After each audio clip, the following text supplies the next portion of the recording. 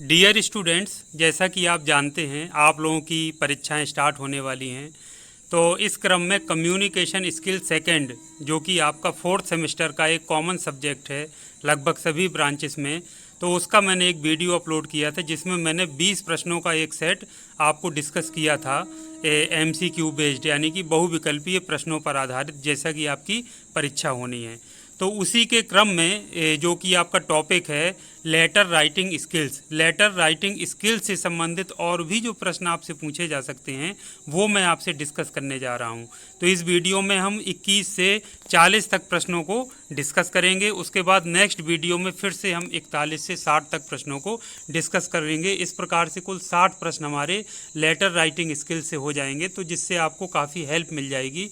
अगर इससे संबंधित कोई भी प्रश्न आते हैं आपकी परीक्षा में तो आप आसानी से उनको सॉल्व कर सकते हैं। तो बिना देरी की आइए स्टार्ट करते हैं। तो 21st जो क्वेश्चन है यानी 21वां प्रश्न है वो है business letters should be concise. Concise means होता है संक्षिप्त। तो वो पूछ रहा है कि बिजनेस जो लेटर्स हैं वो संक्षिप्त होना चाहिए, तो बिल्कुल होना चाहिए। तो आपका जो सही उत्तर है वो ए होगा, यानी कि सत्य, ये ट्रू। तो ये आपका कंसाइज होना चाहिए। उसके बाद आपसे सेकंड प्रश्न पर 22वां प्रश्न आ जाते हैं। Which of these must be avoided in business letters. वो कह रहे हैं निम्न में से किसको अवॉइड करना चाहिए, यानी कि हटा देना चाहिए बिजनेस लेटर्स में। हटाने का मतलब बचना चाहिए लिखने से बिजनेस लेटर्स में। किससे? तो पोलाइट वर्ड्स। पोलाइट मतलब होता है नम्र शब्दों का प्रयोग।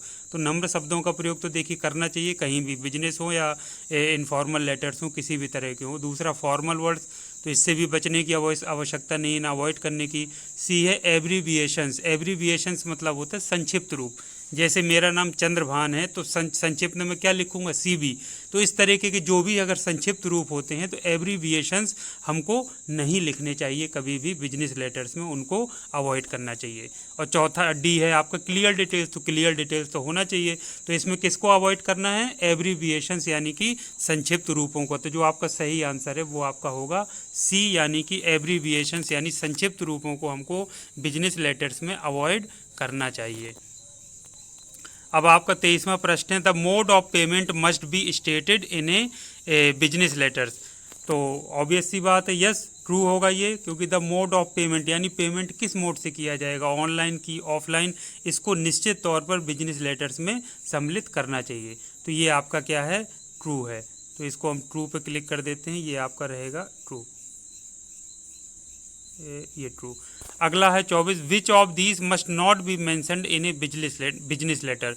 कह रहे हैं कि निम्न में से किसको हमको बिजनेस लेटर में किसी भी स्थिति में नहीं सम्मिलित करना चाहिए, मेंशन नहीं करना चाहिए। पहला है information of the quality of the order.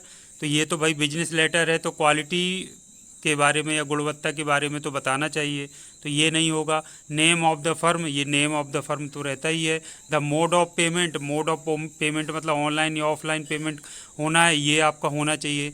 D है विद रिगार्ड्स। विद रिगार्ड्स इसमें बिजनेस लेटर्स में हमको किसी भी स्थिति में मेंशन नहीं करना चाहिए, मेंशन करने की आवश्यकता नहीं होती है। तो इसका जो सही आंसर होगा बिजनेस लेटर्स में हमको इसको मेंशन नहीं करना चाहिए, किसको? विद रिगार्ड्स को, इसको लिखने की आवश्यकता नहीं है। तो 24 का सही आंसर है वो है आपका D। अब 25वां प्रश्न पे आ जाते हैं।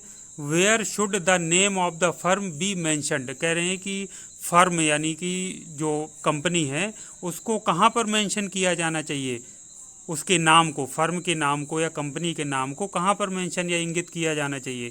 कह रहे हैं राइट ऑफ द पेज यानी पेज के दाहिने तरफ, below the address of the writer यानी राइटर मतलब जो पत्र लिखने वाला है उसके पते के नीचे, या above the address of the writer यानी जो पत्र लिखने वाला है उसके पते के ऊपर, या फिर D ऑप्शन है on the last page of the letter, जो पत्र है उसके लास्ट पेज में या सबसे अंत में लिखना चाहिए। तो आपको पता है कि जो पत्र लिखने वाले का पता है उसके नीचे हमेशा फर्म का या कंपनी का नाम लिखा जाता है। तो इसका जो आपका सही आंसर होगा वो होगा B, यानी कि below the address of the writer, यानी कि पत्र लिखने वाले के पते के नीचे ही फर्म या कंपनी का नाम भी मेंशन किया जाना चाहिए। अब 26वां देख लेते हैं प्रश्न। Which of this is not a mode of address for any letter. कह रहे हैं कि निम्न में से कौन सा किसी भी पत्र के लिए एड्रेस यानी पते का मोड नहीं है। ये क्या? ए है टू ए ट्रेड्समैन, ठीक है। बी है to a child, to a firm, to a professional man. तो ये सभी में आप देखिए इसमें चाइल्ड का कोई काम नहीं है, बी ऑप्शन देखिए। बाकी ट्रेड्समैन हो सकता है, फर्म हो सकता है, प्रोफेशनल मैन हो सकता है, लेकिन टू ए चाइल्ड नहीं हो सकता। तो इसका जो कौन सा मोड नहीं है एड्रेस ऑफ एनी लेटर का मोड, टू ए चाइल्ड। ये चाइल्ड वाला कोई भी मोड नहीं है address of for any letter के लिए।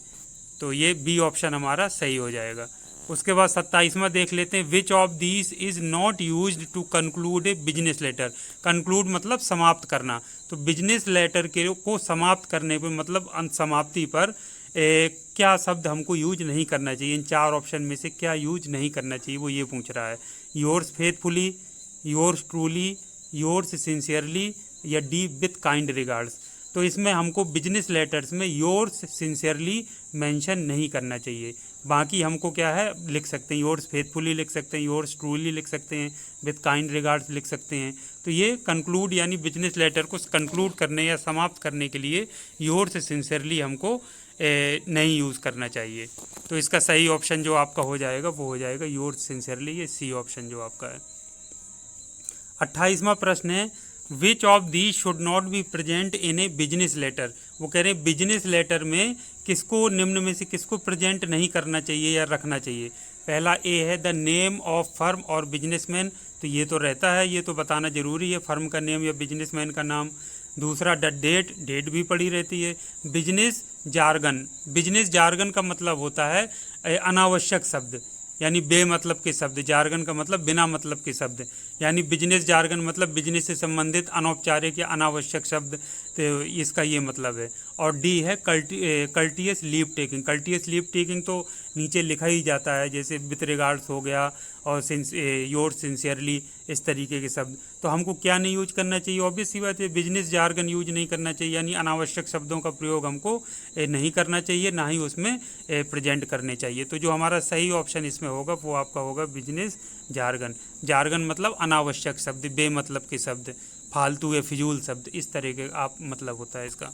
तो आप समझ गए होंगे 28 नंबर का आंसर सी होगा। उसके बाद है 29, the space to be left from the top. यानी टॉप यानी सबसे ऊपर से कितना स्पेस छोड़ा जाता है, 5 सेंटीमीटर, 2.5 सेंटीमीटर, 4 सेंटीमीटर या 2 सेंटीमीटर। तो ए आपका सही आंसर है 5 सेंटीमीटर, यानी कि ए आपका सही उत्तर होगा। उसके बाद आप आ जाइए 30 नंबर पे, where are the details of enclosures mentioned. Enclosures का मतलब होता है पत्र के साथ जो अन्य जो कागजात अटैच किए जाते हैं। जैसे जब आप कोई फॉर्म भरते हैं तो उसके साथ कुछ डॉक्यूमेंट्स अटैच करें, लगाएं, तो वो कहलाते हैं इनक्लोजर्स। तो इनक्लोजर्स को कहाँ मेंशन करना चाहिए कि कौन कौन से इनक्लोजर या उसमें दस्तावेज अटैच हैं या लगे हुए हैं। Beginning of the letter, beginning of the letter मतलब लेटर की शुरुआत में। बी है बिलो द सिग्नेचर कॉलम, यानी जहाँ साइन किए जाते हैं उसके नीचे के कॉलम में। या see right hand side of the letter, यानी पत्र के दाहिने तरफ। या main body of the letter, या पत्र के मेन बॉडी में। तो ना तो मेन बॉडी में होता है, ना राइट हैंड साइड में होता है, ना पत्र के प्रारंभ में होता है। सिग्नेचर कॉलम जहाँ पर होता है उसके नीचे हमेशा इनक्लोजर्स मेंशन किए जाते हैं या बताए जाते हैं कि कौन कौन से दस्तावेज हमने इस पत्र के साथ संलग्न किए हैं। तो इसका जो सही उत्तर होगा बिलो द सिग्नेचर कॉलम, यानी कि बी आंसर आपका सही आंसर होगा। उसके बाद 31 है, orders for goods are placed on a seller after his quotation is accepted. कह रहा है ऑर्डर्स फॉर गुड्स, गुड्स मतलब सामान, ऑर्डर्स मतलब आदेश, are placed on a seller after his quotation is accepted. तो वो कह रहे हैं कि जो सामान का जो ऑर्डर है वो तब प्लेस किया जाता है जब सेलर का कोटेशन एक्सेप्ट यानी कि स्वीकार हो जाए। कोटेशन मतलब होता है दरें प्राप्त करना किसी कंपनी से। कोई सामान हमको ख़रीदना है तो हम कोटेशन मंगाते हैं, तो कई कंपनियां उस उत्पाद को बना रही होती हैं तो हम मंगा लेते हैं। तो जिसका कम होता है यानी कोटेशन में जिसकी दर कम होती है, मूल्य कम होता है जिस उत्पाद का, उससे हम खरीद लेते हैं। भाई वो हमको सस्ता पड़ेगा तो उसको कोटेशन मंगाना कहते हैं। तो ये कोटेशन के लिए एक्सेप्टेड, तो ये ट्रू है। तो भाई जब हमको जब हमारा कोटेशन एक्सेप्ट हो जाएगा या स्वीकार हो जाएगा तभी तो हम उसका सामान का ऑर्डर प्लेस करेंगे। तो ये इसका जो आंसर है वो आपका क्या है, ट्रू है, यानी कि सही है। तो ए इसका सही आंसर होगा। उसके बाद 32वां देख लेते हैं, वाइल प्लेसिंग एन ऑर्डर, यानी ऑर्डर को प्लेस करते समय the quantity of the goods must be stated. तो ये कह रहे हैं जब कोई भी ऑर्डर प्लेस करने से पहले क्वांटिटी मतलब संख्या ऑफ द गुड्स यानी सामान की संख्या मस्ट बी स्टेटेड, यानी निश्चित तौर पर हमको बतानी चाहिए। तो बिल्कुल बतानी चाहिए भाई, जब आप ऑर्डर एक लगा रहे हैं तो संख्या भी तो पता होनी चाहिए सामान की कि कितनी संख्या में आपको सामान देना है, सामान की संख्या क्या है। तो ये आपका आंसर क्या है, ट्रू है। तो ये आपका ए वाला सही हो जाएगा। 33वां देख लेते हैं, where is the name of the company placing the order mentioned, यानी जो कंपनी ऑर्डर प्लेस कर रही है उसका नाम कहाँ पर इंगित होना चाहिए या कहाँ पर लिखा जाता है, मेंशन किया जाता है। तो ये ए है टॉप लेफ्ट कॉर्नर यानी सबसे ऊपर बाएं तरफ, टॉप लेफ्ट राइट कॉर्नर यानी सबसे ऊपर दाहिने तरफ, सी है बॉटम लेफ्ट कॉर्नर यानी नीचे बाएं तरफ, या डी है आपका बॉटम राइट कॉर्नर या बॉटम में यानी सबसे नीचे दाहिने तरफ। तो इसमें टॉप पे सबसे पहले तो जान लीजिए कि सबसे ऊपर लिखा जाता है और किस साइड में, दाहिने तरफ। तो ये आपका जो कंपनी प्लेसिंग द ऑर्डर है वो कहाँ मेंशन किया जाएगा, सबसे ऊपर दाहिने तरफ। तो ये 33 का जो सही आंसर होगा आपका वो बी होगा, टॉप राइट कॉर्नर। अब हम 34 नंबर पे देख लेते हैं, where is the date mentioned in the letter when an order is placed. जब ऑर्डर प्लेस हो जाता है तो पत्र में हम डेट कहाँ मेंशन करते हैं, किस जगह पर, with the address of the company placing the order, below the address of the seller, या आफ्टर द सैल्यूटेशन। सैल्यूटेशन मैंने आपसे बताया था, किसी को मतलब हाय हेलो करना, सम्मानजनक डियर सर जहाँ पे लिखा जाता है, ऐसे मतलब अभिवादन करना है। सैल्यूटेशन का मतलब होता है अभिवादन करना किसी को, जैसे जो फॉर्मल लेटर्स होते हैं तो डियर सर लिखा जाता है या डियर मैम लिखा जाता है, इस तरह से उसको बोलते हैं सैल्यूटेशन। और वैसे बात करने में हम लोग सैल्यूटेशन यानी हाय का प्रयोग करते हैं, हेलो का, गुड मॉर्निंग गुड आफ्टरनून का, नमस्ते करते हैं, उसको कहते हैं। या along with the leave taking. तो ये कहाँ पे, जब when an order is place, जब ऑर्डर एक प्लेस हो जाता है, लग जाता है, तो डेट कहाँ पर मेंशन की जाती है पत्र में, तो डेट मेंशन की जाती है with the address of the company placing the order. यानी एड्रेस जो कंपनी प्लेस, जहाँ पर जो एड्रेस होता है प्लेस हो रहा है वहाँ पर हम हमेशा डेट को मेंशन करते हैं। ये देखिए लिखा है, तो इसका सही आंसर होगा आपका ए, यानी with the address of the company placing the order, यानी ऑर्डर को प्लेस वाली कंपनी, ऑर्डर को प्लेस करने वाली कंपनी के पते के साथ में डेट या तारीख को मेंशन किया जाता है। तो 34 का जो आंसर होगा वो आपका ए होगा। 35वां देख लेते हैं, which of these should not be mentioned in a letter while placing an order. वो कह रहे हैं कि कोई ऑर्डर प्लेस करते समय लेटर में निम्न में से किसको मेंशन करना नहीं करना चाहिए। डेट को नहीं मेंशन करना चाहिए, तो डेट तो लिखी जाती है। एड्रेस ऑफ द सेलर ये भी लिखा जाता है। एज ऑफ ऑनर, ये देखिए आ गया पकड़ में, एज ऑफ ऑनर लिखने की आवश्यकता नहीं होती है या हमको नहीं लिखना चाहिए। और ये लीव टेकिंग, तो ये तो सब लिखा जाता है, डेट होता है, एड्रेस ऑफ द सेलर, या कोई भी पत्र है तो लीव टेकिंग होता है, लेकिन एज ऑफ ऑनर ये नहीं लिखा जाता। तो सही आंसर जो हमारा है वो है सी, यानी एज ऑफ ऑनर लिखना नहीं चाहिए, उसमें लेटर में नहीं लिखा जाता है कोई भी ऑर्डर प्लेस करते समय। 36 है, which of these is mentioned in a letter when an order is placed. ये कह रहे हैं which of these is mentioned in a letter when an order is placed, यानी जब कोई ऑर्डर या आदेश प्लेस हो जाता है, ऑर्डर दे दिया जाता है, तो निम्न में से किसको मेंशन किया जाता है। तो ये एज ऑफ द ऑनर ये तो मेंशन नहीं किया जाता है, देखिए ये गलत हो गया। नेशनैलिटी ऑफ द ऑनर, इसको मालिक की जो नेशनैलिटी उसको ज़रूरत नहीं होती। हेल्थ ऑफ द ऑनर ये सब लिखने की ज़रूरत नहीं होती। मोड ऑफ पेमेंट होता है, जब ऑर्डर प्लेस हो गया तो पेमेंट की बात होगी कि पेमेंट ऑफलाइन करेंगे आप कि ऑनलाइन करेंगे कि चेक से कैसे करेंगे, इसको मेंशन किया जाता है। तो सही जो आंसर है वो आपका मोड ऑफ पेमेंट यानी कि डी ऑप्शन आपका सही आंसर है। उसके बाद 37 पे आ जाते हैं, where is the leave taking mentioned in an order letter. Order letter में यानी जो आदेश हम देते हैं वो लीव टेकिंग मेंशन वो कहाँ पर मेंशन किया जाता है, टॉप लेफ्ट में, टॉप राइट में, बॉटम लेफ्ट में या बॉटम राइट में। टॉप का मतलब सबसे ऊपर, लेफ्ट मतलब बाएं, राइट मतलब दाएं, बॉटम मतलब सबसे नीचे, दाएं या बाएं या दाएं। तो ये डी यानी बॉटम में दाहिने तरफ लीव टेकिंग मेंशन किया जाता है हमेशा, जिसको लीव टेकिंग मतलब एक तरह से विदा लेना या एक तरह से वो करना। तो ये बॉटम ऑफ द राइट हमेशा किया जाता है, ये हमेशा याद रखिएगा, सबसे नीचे दाहिने तरफ किया जाता है। तो आंसर डी आपका सही आंसर होगा 37 का। उसके बाद 38 में आ जाते हैं, which of these is not mentioned in a letter of complaint. Complaint मतलब शिकायती पत्र में निम्न में से किसको मेंशन नहीं किया जाता है।